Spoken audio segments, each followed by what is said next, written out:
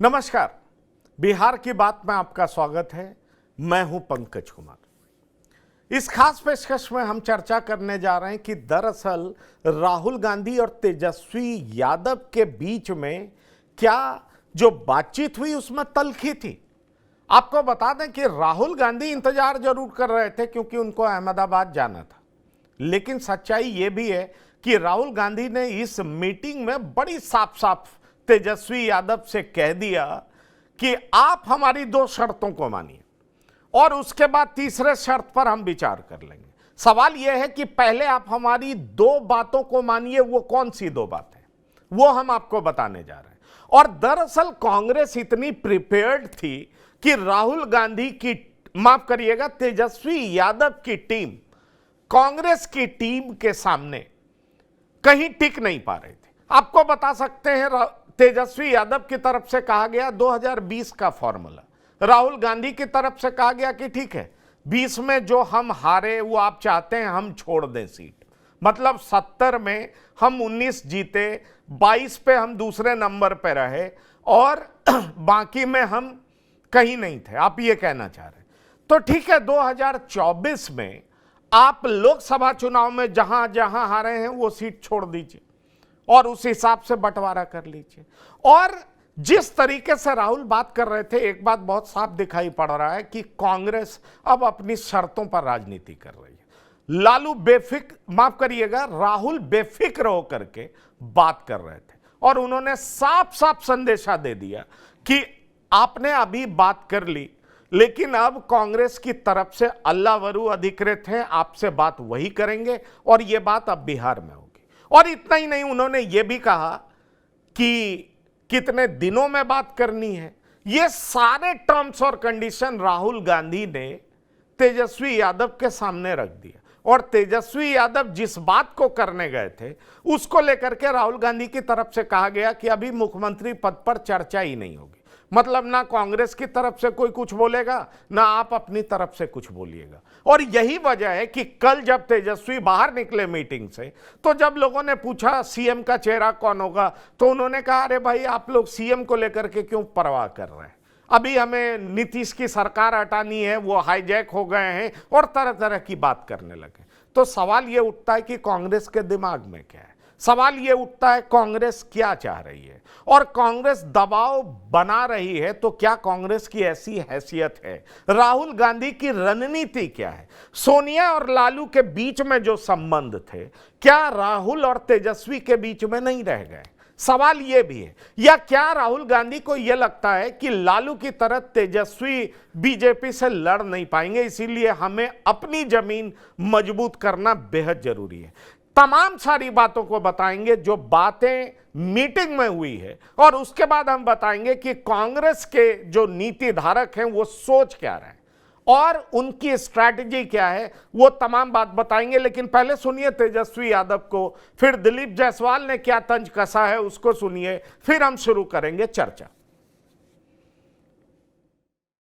जो बैठक दिल्ली में किए और बैरंग लौट गए, तेजस्वी यादव नहीं चाहते हैं कि कांग्रेस अपना पैर बिहार में पसारे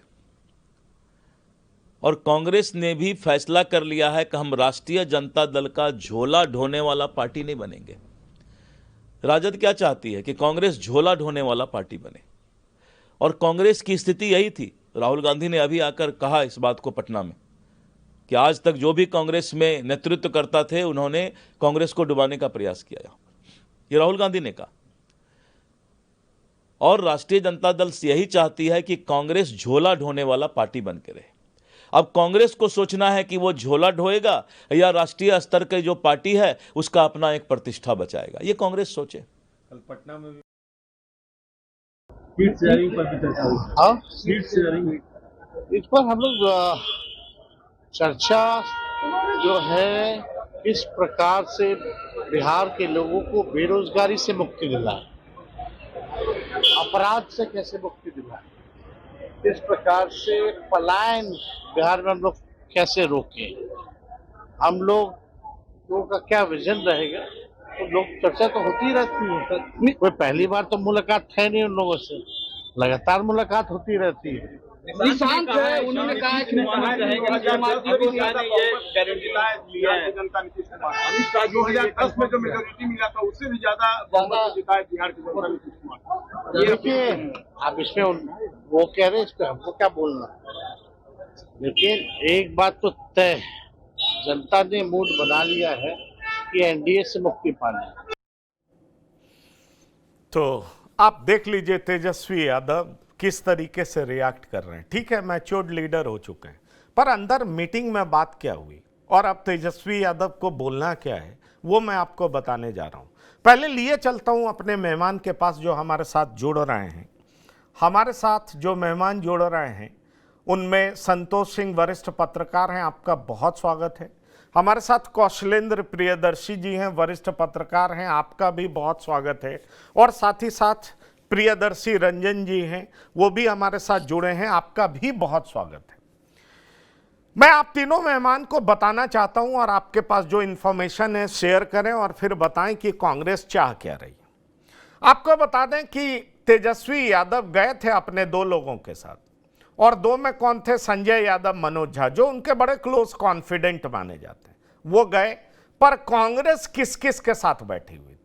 राहुल गांधी बैठे हुए थे, मल्लिकार्जुन खड़गे बैठे थे, अल्ला वरू बैठे थे, प्रदेश अध्यक्ष बैठे थे, केसी वेणुगोपाल बैठे थे। मतलब कांग्रेस पूरे तरीके से तैयार बैठी हुई थी। और तेजस्वी ने चर्चा किया कि मुख्यमंत्री के उम्मीदवारी को लेकर के जिस तरीके से कांग्रेस बयान दे रही है वो अच्छा मैसेज नहीं दे रहा है।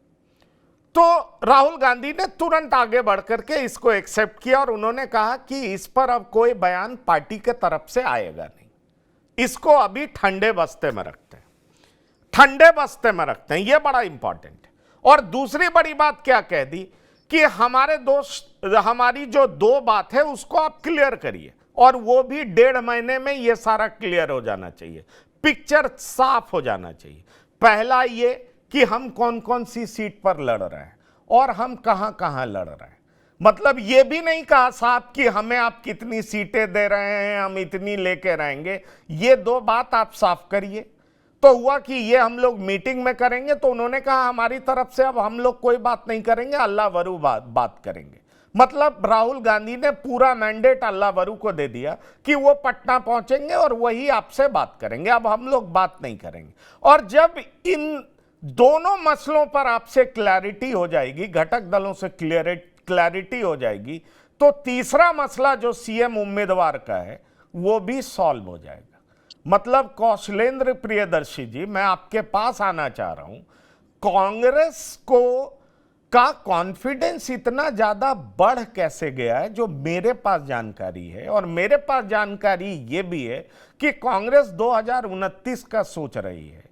कांग्रेस तेजस्वी यादव पर बहुत भरोसा भी नहीं कर रही है। और क्या क्या बात हुई है वो भी हम बताने जा रहे हैं। और कांग्रेस यहां तक तैयार है कि अकेला भी लड़ना होगा तो लड़ लेंगे, लेकिन 2029 से पहले पूरे तरीके से तैयार हो जाएंगे। आप क्या कहते हैं? कभी कभी सियासत में साहस जो है ना खतरनाक हो जाता है। राहुल गांधी के साथ यही हो रहा है। चाहे इससे पहले और चुनाव को देख लें, 29 देखने से पहले 25, 26 और कई जगहों पे चुनाव है। चलिए, तो उनकी रणनीति है और उनके सियासत का एक हिस्सा है जिसके तहत वो उसे अख्तियार करके और आधार तैयार करने की कोशिश में है।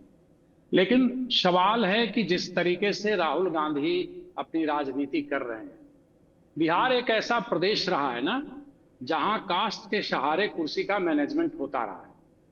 नीतीश कुमार किस तरीके से मजबूरी बने हुए हैं बीजेपी की, उसके पीछे भी वही है ना। यहां जाति की छाती पर राजनीति नाचते आई है और उससे अभी बहुत अलग नहीं हुआ है।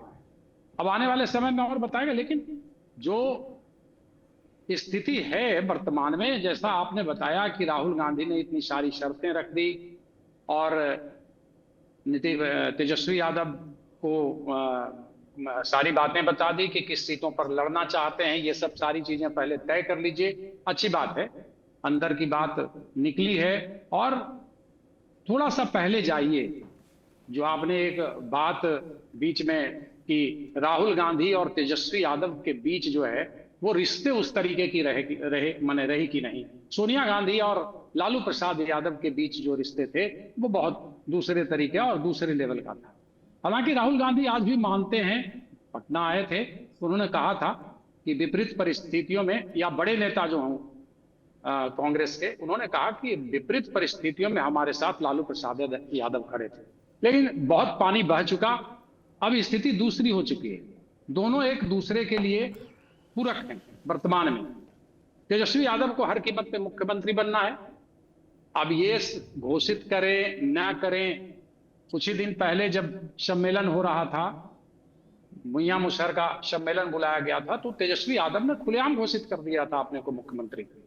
राहुल गांधी की अपनी मर्जी है, लेकिन राहुल गांधी इस तरीके का साहस बिहार में क्यों दिखा रहे हैं? जैसा आप कह रहे हैं कि 2029 की तैयारी है, तो क्या 2025 में कांग्रेस की यह स्थिति है कि बिहार के सियासी धरती पर इस तरीके से बार्गेन कर सकते? चलिए, आप एक बड़ा सवाल उठा रहे हैं। मैं आऊंगा, अभी अभी बहुत सारे सवाल हैं जो आपसे भी पूछूंगा, जो मेरे पास इंफॉर्मेशन है मैं आपके साथ शेयर करूंगा। आप ये बड़ा सवाल उठा रहे हैं और इसीलिए मैं आपको यहां पर रोक रहा हूं, क्योंकि इससे आगे मैं अपना इंफॉर्मेशन दूं क्या उनकी स्थिति ऐसी है। और आपने दो बात और कही, क्या तेजस्वी और राहुल की दोस्ती उस तरह की है जो सोनिया और लालू की थी।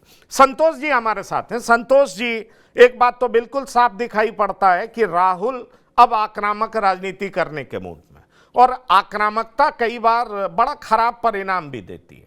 पर राहुल गांधी को विश्वास यह है कि मुसलमान और दलित हमारे वोटर हैं। ठीक है, पासवान बिहार में उधर हो सकते हैं, मांझी उधर हो सकते हैं, लेकिन बाय एंड लार्ज जब दलित विकल्प के तौर पर मायावती को छोड़ करके मेरी तरफ देख रहा है और मुसलमान मेरा वोटर हो चुका है, तो अगर लालू प्रसाद को राजनीति करनी हो, माफ करिएगा तेजस्वी को राजनीति करनी हो, तो वो पिछड़े का करें और पिछड़े की बात ये करने लगे। जैसे कि कर्नाटक में बड़ा साफ मैसेज दे रहे हैं कि लिंगायत छोड़ना पड़े, वोका लिंगा छोड़ना पड़े, मंजूर है, लेकिन जो कुरबा जिसके सिद्धारमैया है, अब ओबीसी पॉलिटिक्स नहीं छोड़ना है। और उन्होंने एआईसीसी की मीटिंग में कह भी दिया कि हमने ओबीसी को छोड़ दिया, इसीलिए हम सत्ता से दूर हैं। सवाल यह उठता है कि राहुल गांधी को यह लगता है कि हम अपनी खोई हुई जमीन ऐसे ही पाएंगे जब हम अपने दम पर लड़ना सीखेंगे। हम पिछलग्गू बने रहेंगे तो हम अपने वोटों के लिए ही अपने घटक दल के पीछे घूमते रहेंगे। और इसीलिए उन्होंने बड़ा साफ तरीके से शर्त रख दिया। मुझे नहीं लगता है तेजस्वी यादव इस तरीके, जो मेरे सूत्र बताते हैं कि तेजस्वी उस तरीके से प्रिपेयर्ड होके नहीं गए थे, पर कांग्रेस का पूरा खेमा प्रिपेयर्ड होके बैठा था। तेजस्वी यादव के तरफ से जब यह कहा गया कि 2020 के तर्ज पर हम सीटों का बंटवारा चाहते हैं, और उसमें जहां आप हार गए, मतलब 19 में आप जीते, 22 पे आप दूसरे नंबर पर रहे, तो आप उतनी सीटें तो आपकी बनती ही है। बाकी सीट पर आप बुरे तरीके से हारे, वो सीट तो आप छोड़िएगा ना। जवाब क्या था ये जान लीजिए, बड़ी तलखी थी उस जवाब कि 2024 के लोकसभा चुनाव में आप अपनी जितनी सीटों पर हारे हैं, क्या वो सारी सीटें छोड़ेंगे? और उसके बाद सन्नाटा छा गया, और फिर यह तय हुआ कि हमारी तरफ से अल्लाह वरू बात करेंगे, आप लोग सब जाइए वहां बैठिए, और अब अल्लाह वरू ही आपसे सीटों को लेकर के और बिहार प्रदेश को लेकर के बात करेंगे। मतलब मैसेज बहुत साफ है कि आप 2020 बात करोगे, मैं 2024 बात करूंगा। आप सोचोगे कि पहले जैसे लालू प्रसाद प्रदेश प्रभारी अध्यक्ष सबको निगेट कर, इग्नोर कर सीधा सोनिया से बात करते थे, अब ऐसा नहीं होगा। अब राहुल गांधी के नेतृत्व में आपको इस तरीके से चलना होगा। क्या कहते हैं संतोष जी? देखिए, तेजस्वी का राहुल के यहां पहुंचना, अब बिहार की राजनीति पर अगर गौर करिएगा तो पहली बार ऐसा बात हुआ है सीट शेयरिंग को लेकर या किसी चुनाव के मुद्दे को लेकर तेजस्वी यादव अपने पूरी टीम के साथ राहुल के यहाँ। ये दिख रहा है कि राहुल अपने स्टैंड पे क्लियर है, कहीं कोई उसको कंफ्यूजन नहीं। कन्हैया का मैदान को उतारना लालू परिवार को कतई मंजूर नहीं था। पप्पू यादव को बीच में ही याद होगा, अहमदाबाद उन्होंने बुला लिया, वो भी लालू परिवार को नागवार गुजरा होगा। अखिलेश सिंह को हटाना, लालू परिवार को, वो भी नागवार गुजरा होगा। जो भी नागवार गुजरने वाली जो भी बात है वो कांग्रेस लगातार करती आ रही है और लालू परिवार चुपचाप सहन कर रही है। मतलब इस बार उनके पास कोई विकल्प नहीं है क्योंकि चुनाव उनका है। 2024 के लोकसभा चुनाव में उन्होंने जो किया है, और याद होगा पंकज जी, इससे पहले भी हमारी आपकी बात हुई थी, हमने कहा था कि 17 तारीख को बैठक है और बहुत सारी चीजें सामने आ जाएंगी। इस बार देखिए कांग्रेस को खोने के लिए क्या है, 2009, जहां तक हमको याद है कि 2009 के लोकसभा चुनाव में लोगों ने कांग्रेस को दरकिनार करके रामविलास और लालू प्रसाद मिलकर चुनाव लड़ा, दोनों हार गए। और उस दौरान भी कांग्रेस यहाँ बिहार में चुनाव जीती। अभी देख लीजिए ना, किशनगंज हो या कटिहार हो या सासाराम की सीट में जीत हो, उसमें आरजेडी की कहा एमवाई समीकरण वहां तो नहीं है। तीनों सीट को देखिए, हाँ एक अलग तरीके की समीकरण में ये सासाराम सीट जीते, किशनगंज भी जीते और कटिहार भी। अब तो इनके सामने ये है ना कि भाई आप एमवाई को भी आप एक जगह अररिया सीट पे चुनाव में, तो उदाहरण के तौर पर ये भी बात आई, जहाँ एमवाई जो है 60% से ज्यादा वोट है, वहां आपका उम्मीदवार हार है, तो आपका वोट ट्रांसफर कराने की कैपेसिटी आपकी कम है। और देखिए विवाद वहां नहीं, विवाद यहाँ है कि अब बिहार में मैं भी बैकवर्ड की पॉलिटिक्स करता हूँ। अब ये नहीं कि ये फॉरवर्ड का सीट है, ये ले लीजिए, अब अपना राजनीति करिए, नहीं, अब मैं भी बिहार में बैकवर्ड की ही राजनीति करूँ। और हाल के दिनों में जो इनकी दो सभा है, मतलब संविधान बचाव हुआ है, उसमें तमाम ऐसे ही लोगों को इन्होंने लाया है। और इस बीच बिहार में उन्होंने पर्दे के पीछे से दो प्रयोग किया है। एक मनोज भारती या मनोरंजन भारती है, जिनका मतलब मीडिया में वो बातें नहीं आई, वो भी एक इसी तरीके की रैली उन्होंने की है, उसमें 10,000 से अधिक दलित को उन्होंने भी जुटाया और बाकी मीडिया में वो खबरें नहीं बनी, लेकिन उसके पर्दे के पीछे भी कहीं कहीं कांग्रेस खड़ी थी। आईपी गुप्ता को लेकर जो बातें आपने गांधी मैदान में देखी, कहीं उसके पीछे भी कांग्रेस खड़ी थी। लेकिन अब पहले वाला कांग्रेस नहीं है, जहां तक हम कांग्रेस को हाल के दिनों में देखे हैं। अब पैसा वैसा की कमी नहीं है और हर एजेंसी का सहयोग अभी कांग्रेस को मिल रहा है। तो जब पैसा हो गया तो फिर खेलने में क्या दिक्कत है। जब राहुल गांधी गुजरात में जाकर चुनौती दे रहे हैं मोदी को, आज भी नहीं गुजरात ठीक में है, लगातार आपने संतोष जी गुजरात की बात की, पैसे की बात की, सारी बातें की। वही तो मैं आप लोग से जानना चाह रहा हूं और जो मेरे पास इंफॉर्मेशन है वो मैं साझा करना चाह रहा हूं। आपने कहा पप्पू यादव को बुला लिया, पप्पू यादव को बुलाया ही नहीं। एआईसीसी की मीटिंग में पप्पू यादव पहली पंक्ति में बैठे हुए थे। पप्पू यादव को वो सम्मान दिया गया जो पप्पू यादव कुछ दिन पहले रो रहे थे कि भाई हमें एसोसिएट मेंबर की तरह बुलाया तक नहीं गया दिल्ली में। वो एआईसीसी की मीटिंग में पहली पंक्ति में बैठे हुए थे। राजेश राम और कन्हैया भाषण दे रहे थे। मतलब बड़ा साफ था। और 56 में से 41 लोग ऐसे थे वो ओबीसी जाति, ईबीसी जाति से थे जिन्होंने एआईसीसी की मीटिंग में बात की। तो एक बात तो बहुत साफ हो जाता है कि कांग्रेस और उसके नेता राहुल गांधी, क्योंकि सोनिया गांधी ने तो अपने आप को विड्रॉ कर लिया और लालू प्रसाद अब उनसे बात करेंगे, उसका कोई मतलब नहीं रह जाता है। सवाल यह उठता है कि राहुल को यह लगता है कि भाई दलित मेरा, मुसलमान मेरे वोट बैंक पे ये लोग हमें टर्म्स डिक्टेट करते हैं। अब हमें ओबीसी पॉलिटिक्स करना है और इसमें हम जितना भी सफल होंगे लोकसभा चुनाव में ये हमें मजबूत बनाएगा। और इसीलिए उन्होंने बड़ा साफ कह दिया कि भाई जो भी फाइनल करना है 30 से 35 दिन में फाइनल करिए और कहां कहां लड़ेंगे ये बताइए। मतलब टाइम फ्रेम भी बता दिया प्रियदर्शी रंजन जी, और ये कह दिया कि पिछले बार की तरह नहीं कि चुनाव के अंतिम दिन तक सीट कांग्रेस को जाएगी, आरजेडी को जाएगी या किसको जाएगी। तो ये मतलब तो बहुत साफ हो गया कि दो चीज पर आप क्लैरिटी लाइए, तब हम आपको सीएम का उम्मीदवार डिक्लेयर करेंगे।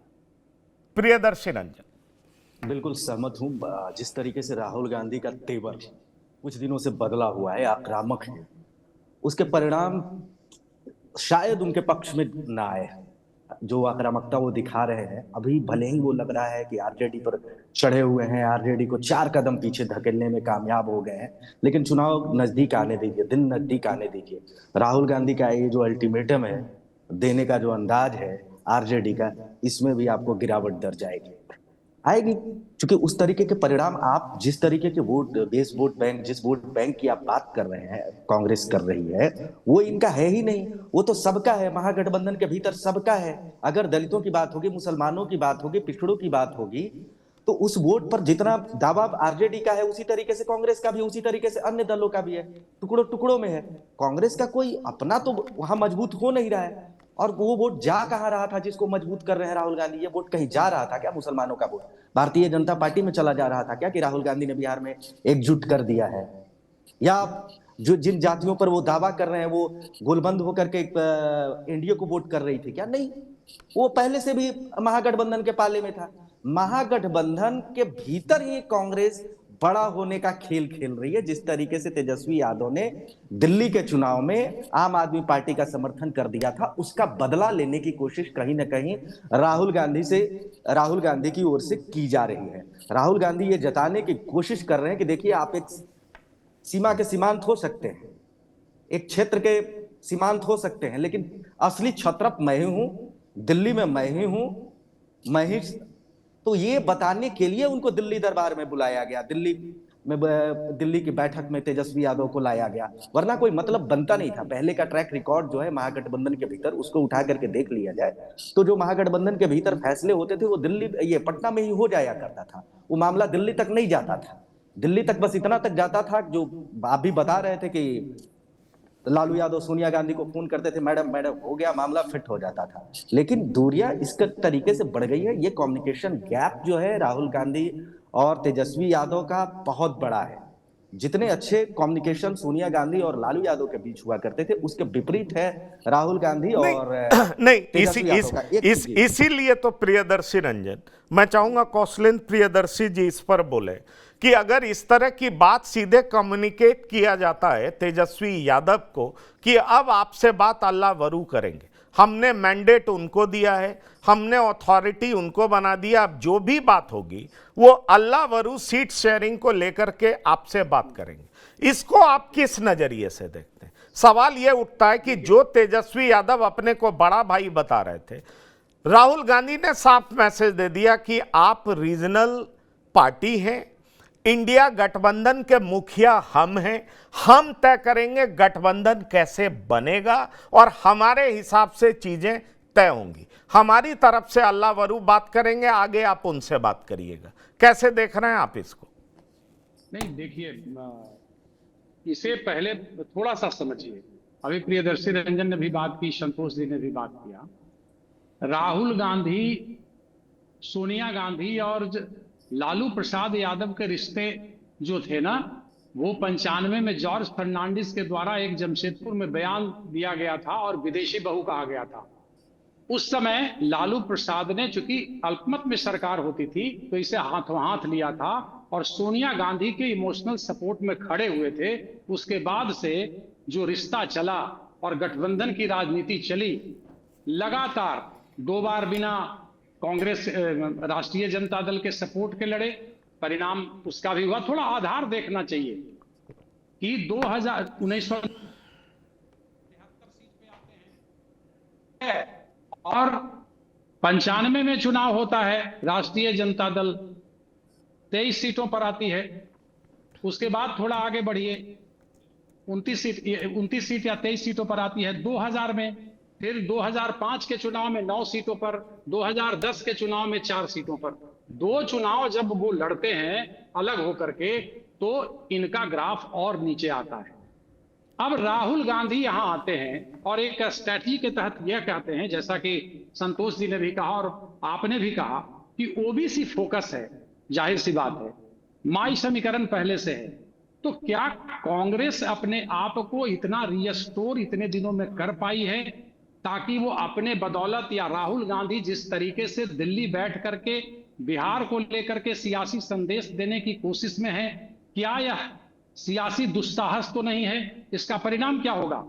अगर आप दिल्ली से ही सब कुछ तय करना चाहते हैं तो दिल्ली, महाराष्ट्र, हरियाणा के चुनाव को देख चुके हैं। वोटों का अंतर या वोट प्रतिशत का अंतर जो है थोड़ा बहुत है, लेकिन जीत किसके जिम्मे गई वो देखा जा रहा है। तो जिस रणनीति को आप अख्तियार कर रहे हैं, क्या आपके पास आधार है वैसा? आप लगातार आपका डाउनफॉल हो रहा है। 2015 का चुनाव लड़ते हैं आप लोगों, महागठबंधन में 27 सीटों पर जीतने में कामयाब होते हैं। 2020 में फिर आप 19 सीटों पर चले आते हैं। तो राष्ट्रीय जनता दल का जो माई समीकरण है वो आपके सपोर्ट में होता है, लेकिन एनडीए के साथ दो चीजें हैं, जिसे राहुल गांधी ने आकर के कहा कि सवर्ण जो है वो फर्स्ट क्लास सिटीजन है, इसके लिए आपको फर्स्ट क्लास सिटीजन होना होगा। और दूसरी तरफ जो 80% जनता, तो 80-20 की खाई के बदौलत वो राजनीति करके सत्ता की तरफ धीरे धीरे बढ़ना चाहते हैं। हालांकि थोड़ी सी कामयाबी जरूर मिली, एंटी इनकम्बेंसी फैक्टर हुआ, लोकसभा चुनाव में 99 सीट जीतने में कामयाब रहे लोगों के साथ मिलकर के।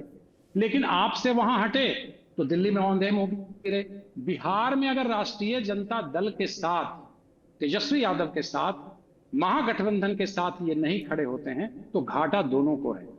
ये माइंड गेम है, इसे समझना होगा। राहुल गांधी बिहार की सियासत में एक माइंड गेम कर रहे हैं ताकि सामने वाला आपकी बातों से मैं बिल्कुल सहमत हूं। यह माइंड गेम है, और माइंड गेम कांग्रेस पहले खेल नहीं पाती थी, कांग्रेस पहले ही सरेंडर हो जाती थी। और यह माइंड गेम इसलिए खेला जा रहा है, आप बिल्कुल ठीक कह रहे हैं और मैं सहमत भी हूं। माइंड गेम इसलिए खेला जा रहा है क्योंकि विधानसभा में बड़ा स्टेक तेजस्वी यादव का है, बड़ा स्टेक कांग्रेस का नहीं है। इसलिए राहुल गांधी को लग रहा है कि अरे भाई मैं नेशनल पार्टी, मुझे आप इंपॉर्टेंस दीजिए, और इंपॉर्टेंस नहीं दीजिएगा। 2020 के चुनाव को देखिए ना, 154 या 55 सीटों पर राष्ट्रीय जनता दल खड़ी होती है, 75 सीटें जीतने में कामयाब हुई, 70 सीटों पर ये खड़े हुए, जीतने में 19 कामयाब रहे। नहीं, आप बात आरोप प्रत्यारोप दो ये उनकी मुख्यमंत्री बनने में कामयाब इसीलिए उन्होंने कहा आप कौन कौन सी सीट पर लड़ाएंगे ये क्लियर करिए, क्योंकि कांग्रेसियों में इस बात को लेकर के बहुत नाराजगी है कि 70 में से 45 सीटें संतोष जी वो दी गई जहां महागठबंधन पिछले 4 चुनाव में जीती नहीं। तो ऐसी सीट हमें दे दिए ऐन वक्त पर, और जब आप हार गए तो सारा ठेकरा हमारे ऊपर फोड़ दिए। दरअसल हम लड़े तो 25 सीट पर और जीते 19 सीट पर। तो कांग्रेसियों का कहना है कि अरे भाई 2019 का लोकसभा देख लीजिए, एक जीते तो हम ही ना जीते। 2024 का लोकसभा देख लीजिए, हमारा स्ट्राइक रेट क्या था और आपका क्या था। आप 2020 में हार की बात करते हैं, हम 2024 में हार की बात करते हैं। आप जितनी सीटें आ रहे हैं क्या आप छोड़ेंगे? ये राहुल ने कहा है, और इसीलिए कहा है कि पट्टा में बैठिए, आप सब लोग तय कर लीजिए हम कहां लड़ रहे हैं, किस किस सीट पर लड़ रहे हैं, और एक कंसेंसस बनाइए। उसके बाद हम तय करेंगे कि सीएम उम्मीदवार आप होंगे कि नहीं होंगे। उसके बाद तीसरा जो बात है आपका वो हम तय कर देंगे। संतोष जी देखिए, बात पटना शहर का जो सीट कांग्रेस को दिया गया था, आज तक आरजेडी वहां नहीं जीत पाया। सीट में वाकई में अगर कांग्रेस की उस बात पर अगर आप गौर करिएगा तो एक सीट का तो मैं खुद, मेरा व्यक्तिगत अनुभव है, क्योंकि उस समय में हम जिस चैनल के लिए काम करते थे उनके सीएमडी भी वहां हुआ, और वो सीट था बेनीपुर। बेनीपुर सीट को लेकर कांग्रेस चाहती थी कि बेनीपुर सीट हम चुनाव लड़े। नॉमिनेशन खत्म होने की 2 दिन पहले, मतलब लगातार ये उस समय में गुजरात वाले थे, बिहार प्रभारी, लालू परिवार को मैसेज कर दे रहे थे कि भाई इस फेज में हमको कौन कौन सी सीट दी जा रही है, जरा वो स्पष्टता के साथ हमें बताइए, हम उम्मीदवार तय करें। और 2 दिन पहले बताया गया कि हाँ ठीक है, बेनीपुर जो है सो आप लड़ सकते हैं। कीर्ति झा आजाद अपने साले को वहां उम्मीदवार बनाए और मात्र 5000 वोट से चुनाव। अगर यही बात अगर 1 महीने पहले अगर उम्मीदवारों की सूची तय हो गई, हमें लगता है कि कांग्रेस बेनीपुर जैसे कई ऐसी सीटें हैं, जैसे राजगीर में अंतिम समय में टिकट दिया गया, वो भी सीटें, बहुत सारी ऐसी सीटें थी जहां कांग्रेस जीत सकते, लेकिन पूरे उस प्रोसेस में हमें देखने को यही मिला, नॉमिनेशन खत्म होने के 48 घंटे पहले तेजस्वी के यहाँ से एक पर्ची जारी होता था कि ये सीट पर आप लड़ सकते हैं उम्मीदवार को, समझ लीजिए वो। और लोकसभा चुनाव में देख लीजिए, अरे राहुल गांधी कांग्रेस छोड़ने के लिए क्या है, 0/0। अगर 0 सीट भी आए और 2025 में अगर, और 2020 का रिजल्ट कोई तेजस्वी का रिजल्ट थोड़ी है, ये तो अंधा भी कोई पत्रकार होगा तो कह देगा कि भाई चिराग का रिजल्ट है। आप अगर उसी पैमाने को देखिए तो 4 सीट आप चुनाव में हारे, उसके तो लगातार हार रहे हैं। अगर आपके नौकरी पर और आपके युवापन की वजह से वोट मिला तो फर्स्ट फेज में आप जीते, जहां जदयू के उम्मीदवार के खिलाफ चिराग ने उम्मीदवार खड़ा किया, उसके बाद बाकी 2 फेज में क्यों हार गए भाई? सेकेंड फेज में आपका खाता दरभंगा, समस्तीपुर, मधुबनी जैसे जो राजद का पहले गढ़ हुआ करता था वहां पूरी तरह से हार गए, उनका सिद्दीकी चुनाव हार गए, सारे के सारे MOI समीकरण कहा कैसे तो ज्यादा वोट ही नहीं। ये कहने की बात है कि भाई 2020 का जो तेजस्वी का परफॉर्मेंस है वो परफॉर्मेंस चिराग की वजह से है। चिराग जितना वोट काटा वहां उनकी उम्मीदवार जीती। वस्तु स्थिति ये नहीं है, और इस बात को तेजस्वी इस बात को समझ रहे हैं। तेजस्वी अपने विधायकों को से पूछे कि भाई आप चुनाव कैसे जीतिएगा, कोई फार्मूला है आपके पास? MOI समीकरण से आप चुनाव जीत लीजिएगा? किसी तीसरी जाति को इन्होंने जोड़ा है? और MOI का स्थिति ये है कि अंत में याद होगा आपको, बेलागंज में आज तक कभी सुरेंद्र यादव चुनाव नहीं हारा, उस दौर में भी तब नीतीश कुमार का परचम लहरा था, NDA का परचम लहरा था, तब भी नहीं हारा और इस बार चुनाव हार गया। ओसामा को लाना पड़ा इन्हें, मुसलमान जब इनसे नहीं माना तो ओसामा को लाना पड़ा। वस्तु स्थिति तो ये है कि पिछले चुनाव में सत्ता में ये मुख्यमंत्री नहीं बन पाए कि ओबीसी फैक्टर में मुसलमानों ने इनको कई जगह हार, सीमांचल के सारे सीट ये हार गए, मुसलमान ओबीसी के साथ चले गए। तो इनके लिए संकट इस बात को लेकर भी है। देखिए नहीं, आप संतोष जी जो कह रहे हैं संकट यही तो है, कांग्रेस के कॉन्फिडेंस के पीछे यही बात तो है कि मुसलमान अब मेरा वोटर है और पैन इंडिया मुसलमान अब हम ही को वोट करेगा। चलो गलती से मान भी लिए कि विधानसभा चुनाव में बट गया तो तुम तो हार जाओगे, पर लोकसभा चुनाव में वो मेरी तरफ आ जाएगा और फिर मेरा वोटर बन जाएगा। इसलिए हमें तैयारी लोकसभा चुनाव की करनी है। और इसीलिए मैं बार बार कह रहा हूं, राहुल गांधी ने बड़ा कैटेगोरिकली कहा कि 30 से 35 दिन में, हमारे साथ डॉक्टर संजय कुमार भी जुड़ गए हैं, 30 से 35 दिन में तय कर लीजिए कौन सी सीट पर लड़ रहे हैं, कौन सी सीट किसका, और हम पूरी तैयारी करेंगे। हम अपना देखेंगे, आप अपना देखिए। मतलब बहुत साफ है, पहले आप बताइए कौन कौन सी सीट दे रहे हैं, कितनी सीट दे रहे हैं, फिर आप अपना देखिए, तब हम अपना देखेंगे। मतलब हम पप्पू को लाएं, हम कन्हैया को लाएं, जिसको भी लाएं हम लाएंगे, हम अपना देखेंगे, आप अपना देखिए, और फिर हम तैयारी करेंगे। पर 1 से 1.5 महीने में आप तय कर लीजिए कि सीट का बंटवारा कैसे होगा, कहां कहां से लड़ेंगे, क्या होगा। और उसके बाद हम तीसरा जो बात है वो ये है कि आप CM को उम्मीदवार होंगे, वो तय हो जाएगा। तो डॉक्टर संजय कुमार, आपको नहीं लग रहा है कि सीधा सीधा राहुल गांधी ने मैसेज दे दिया, पहले मेरी बात मानो फिर तुमको CM उम्मीदवार डिक्लेयर करेंगे, नहीं तो कोई फर्क नहीं पड़ता, हम अकेले भी मैदान में आएंगे, हमारी लड़ाई 2029 की। निश्चित रूप से चूंकि कांग्रेस का कॉन्फिडेंस इधर बढ़ा है और पप्पू यादव ने बीच में आकर के जिस तरह से कहा कि 23 सीटें लड़ी लोकसभा में RJD 4 सीटें जीती और कांग्रेस को 9 सीटें दी गई, अपने को भी उन्होंने शामिल कर लिया और उन्होंने कहा कि 4 सीटें जीत गए।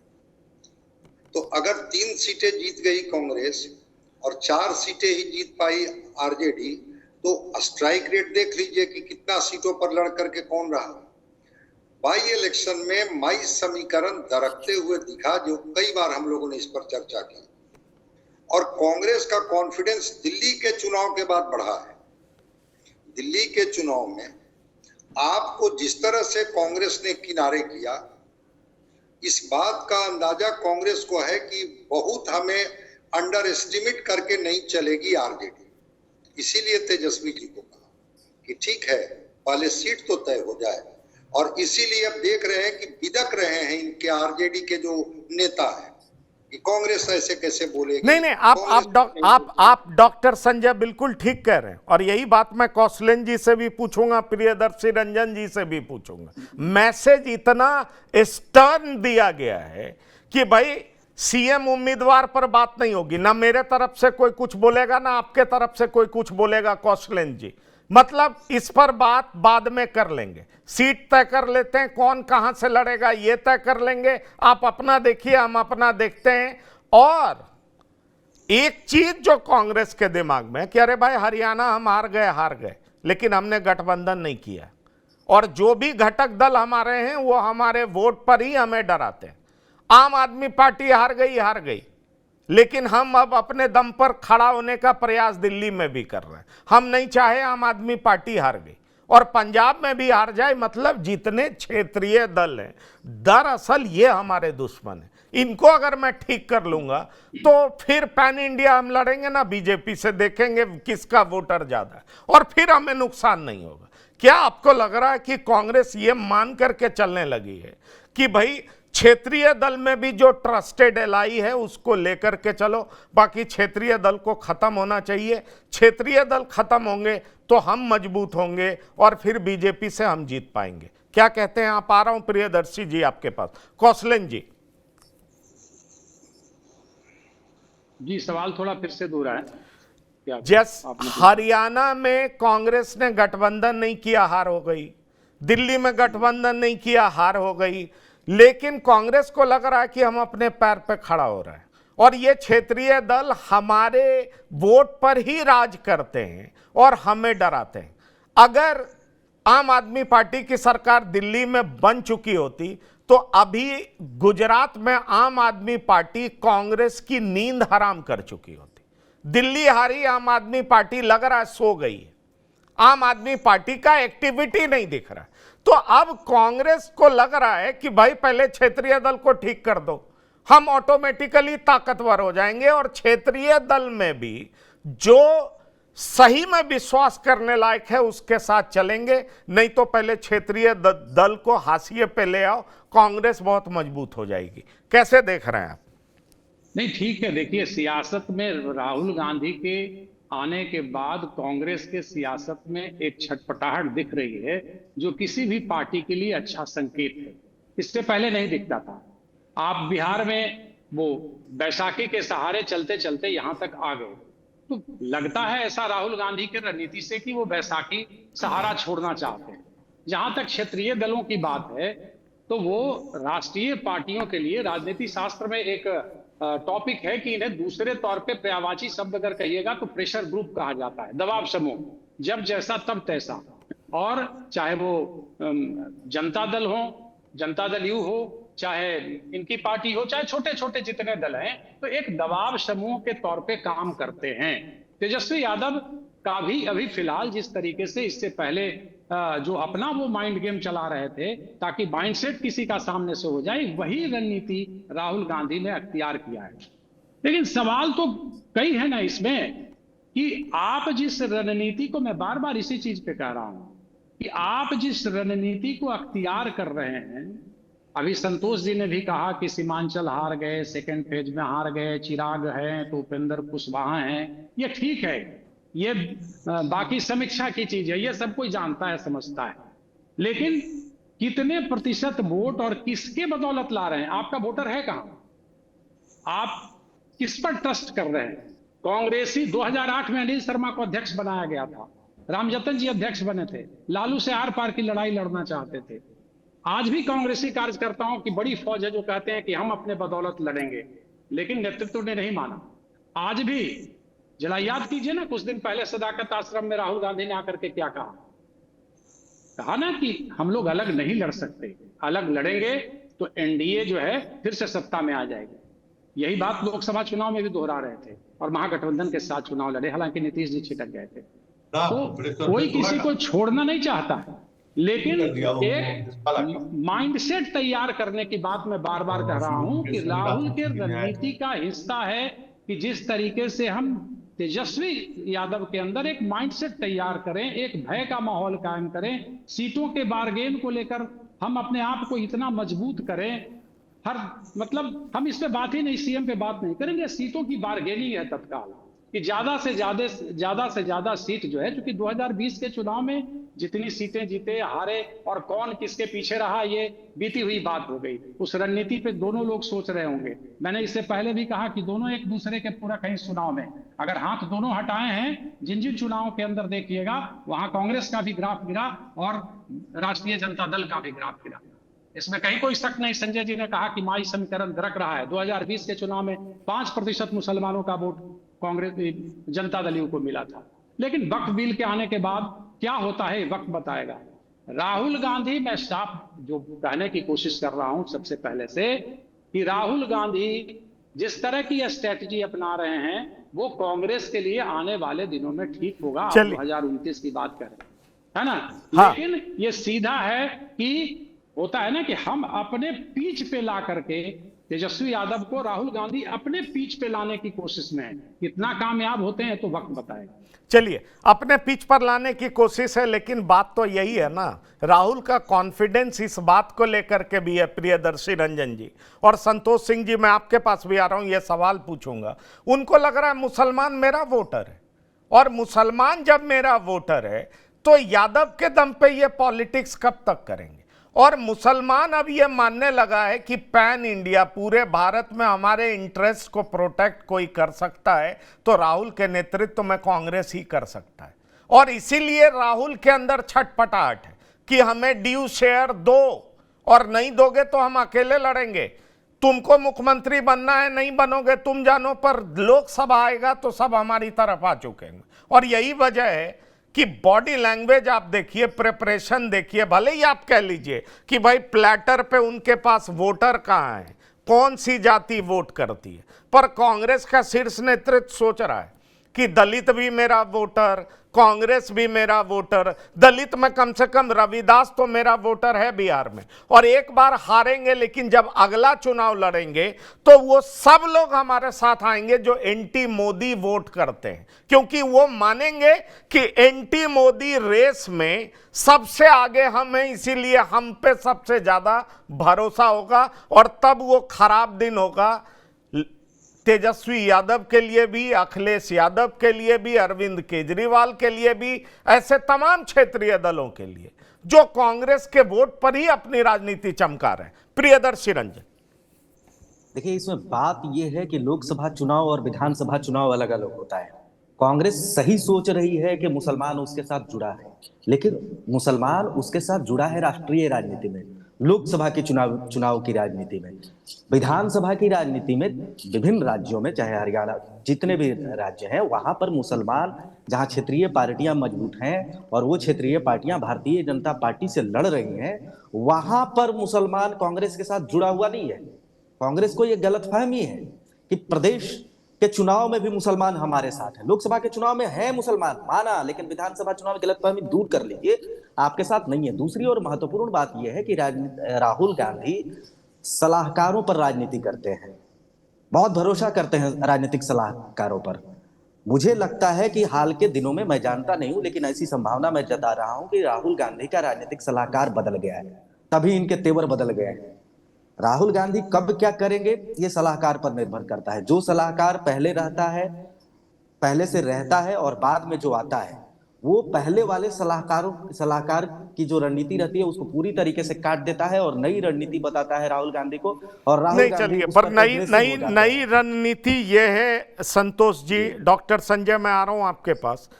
संतोष जी, नई रणनीति ये है कि कांग्रेस चाहती है अब हिंदू के बीच में 80-20 की राजनीति करे, 20 सवर्ण, 80 ओबीसी ईबीसी, जैसे बीजेपी का है 80 हिंदू 20 मुसलमान, जो कई बार 80-20 की बात चलती है। अब कांग्रेस जिस पैटर्न पे जा रही है उससे साफ दिखाई पड़ता, और मैंने शुरुआत में ही कहा कि कर्नाटक इसका उदाहरण है। कर्नाटक में शायद डीके शिव कुमार मुख्यमंत्री बन पाएंगे, क्योंकि कांग्रेस प्लान्ड वे में लिंगायत बोका लिंगा से दूर जा रही है और कोरबा सिद्धारमैया बने रहेंगे। मुसलमान और इन लोगों का जो समीकरण बन रहा है वो उनको लग रहा है परफेक्ट है, इसीलिए राहुल गांधी का भारी दबाव है कि आप तेलंगाना मॉडल अप्लाई करिए। सवाल ये उठता है कि ये 80-20 की राजनीति जो हिंदुओं में करना चाह रहे हैं राहुल गांधी, आपको नहीं लगता कि ये थ्रेट पैदा कर सकता है तमाम क्षेत्रीय दलों के लिए जो कि इस तरह के वोट बैंक पे अपनी राजनीति करते हैं? ये बात तो है ही कि जो धर्म की राजनीति अभी जिस तरीके से चल रही है, अब इस राजनीति को अब कास्ट की राजनीति से ही आप रोक सकते हैं, ब्रेक कर सकते हैं। और ये कोई पहली बार ऐसा नहीं है। आजादी के उस आंदोलन के दौर में भी देखिएगा, जब हिंदू मुस्लिम बहुत एक्सट्रीम पर था, उस वक्त भी कास्ट पॉलिटिक्स के सहारे ही इनको तोड़ा गया था। खाली हो या बिहार में भी जबरदस्ती दंगा हुआ। खैर उस पीछे जाने की जरूरत नहीं है। कांग्रेस ये मान चुकी है कि अब जनेऊ और मंदिर घूमने से बीजेपी को रोक नहीं सकते।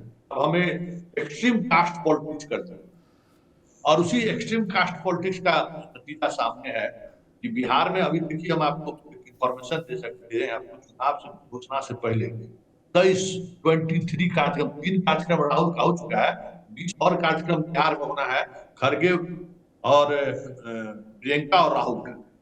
मतलब इस तरीके से बिहार में वो एकदम इस बार एकदम आर पार की सलाहकार जो भी हो, ऐसे भी हो, जो राजनीति का उनका तरीका, अभी उनका सियासत कह सकते हैं कि वो अभी गर्दिश में हर और सिंह गेंद पर वो आउट हो जा रहे हैं।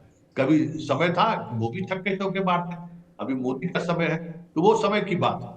लेकिन एक बात तय है कि बिहार में वो जो करना चाहते हैं कि बिहार में उनका फोकस यादव नहीं है, उनका फोकस वो वोट है जो नीतीश कुमार के साथ। और सीटों पर इन्होंने सूची दी है, आपको हम अपनी जानकारी दे दें। 45 सीटों की एक सूची पर चर्चा हुई तेजस्वी की मीटिंग में। उसमें 7 ऐसी सीटें हैं जहां आरजेडी के विधायक और बाकी ऐसी, क्योंकि देखिए ये साफ तौर पर कह दिए कि फॉरवर्ड को हम टिकट देने के लिए बिहार में लड़ने के लिए चुनाव नहीं लड़ना है। हमारा रिप्रेजेंटेशन हम दलित और अदर्स बैकवर्ड में हम बढ़ाना चाहते हैं, वहां उम्मीदवार देंगे, चाहे वो उम्मीदवार हम जहां कहीं से भी लाएं। वो अपना जो एनजीओ वगैरह को जोड़कर जो नए लोगों को उन्होंने जोड़ा है उन लोगों के माध्यम से उम्मीदवार देंगे। लेकिन इस बार वो टिकट में तय मानिए कि 80-20 वाला रेशियो अगर उनको 50 सीट मिलता है तो 40 सीट दलित और आपको अति पिछड़ा को वो देंगे, 80 सीट सवर्ण को देंगे। ये समझिए कि उनका फॉर्मूला है और वो फॉर्मूला अगर उस फॉर्मूले पर आगे बढ़ेंगे तो स्वाभाविक तौर पर जो जात की राजनीति करने वाले लोग हैं समस्याएं होंगी। ये बिहार में तेजस्वी की समस्या यही है कि देखिए तेजस्वी किसके वोट बैंक पर राज करते हैं? कांग्रेस के ही वोट बैंक है ना। नहीं ठीक है, अभी तक ठीक है, पर एक सवाल ये है ना कि पिछले 60 साल के रिकॉर्ड को तोड़ेंगे कैसे? तमाम जो मंडल कमीशन का रिपोर्ट था या ओबीसी का रिजर्वेशन था या कांग्रेस का समर्थन बेस घटा है तो कांग्रेस के खिलाफ तो ओबीसी खड़ी हुई थी। डॉक्टर संजय कालेलकर रिपोर्ट, मंडल कमीशन, आप जितना भी उठा करके देख लीजिए, सबको कांग्रेस ने ही होल्ड पर रखा हुआ था। और अब राहुल गांधी कह भी रहे हैं हमसे गलती हुई है, पर यह गलती मान लेने से और उसके बाद फिर उस रास्ते में जाने से आपको लग रहा है कि राहुल गांधी कुछ बड़ा हासिल कर पाएंगे? यह सवाल बार बार उठ रहा है क्योंकि अब मान लीजिए वोकालिंगा आपका वोटर हो गया कर्नाटक में, आप उसको नमस्कार कर रहे हैं, फिर डीके शिव कुमार सीएम नहीं तो वोकालिंगा क्यों नहीं चला जाएगा गौड़ा के साथ जो इनके साथ लगा रहेगा जैसा कि पिछले चुनाव में वोट किया था। राहुल का ये फॉर्मूला कारगर होगा ऐसा दिखता है आपको?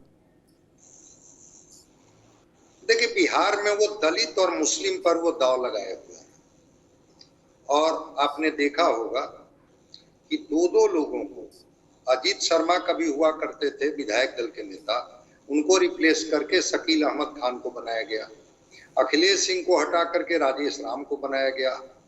और जो राहुल गांधी बिहार आते नहीं थे, अब वो हर दलित का जो कार्यक्रम होता है उसमें वो शिरकत करते हैं। वो जगलाल चौधरी का जयंती का बहाना हो, चाहे कोई और मौका हो, संविधान बचाओ का मामला हो, और दूसरी तरफ उन्होंने कन्हैया और पप्पू यादव के माध्यम से दोनों को, जिस 10% की बात आप कर रहे हैं उनको, और ओबीसी को भी एक तरह से चेक या बैलेंस करने की कोशिश कर रहे हैं।